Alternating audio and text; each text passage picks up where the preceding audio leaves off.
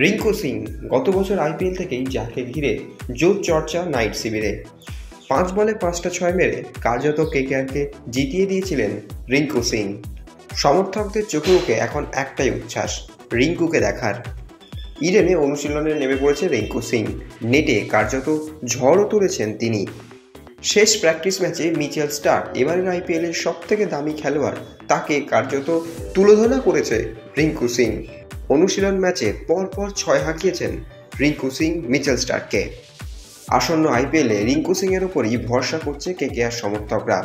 Andre রাসেলের সঙ্গে রিঙ্কু সিং ফিনিশারের ভূমিকায় কতটা সফল হতে পারবে রিঙ্কু সিং, এই নিয়েই আমরা প্রশ্ন করেছিলাম প্রাক্তন ক্রিকেটার তথা কোচ শরদিন্দু মুখার্জিকে।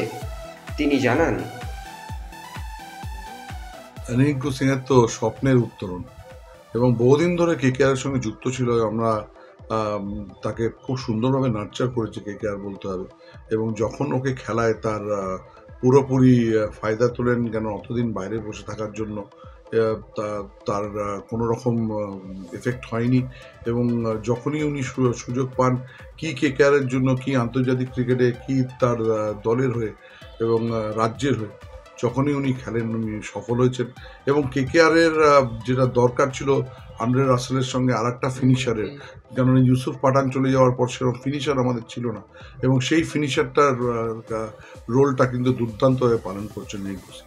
Extra time.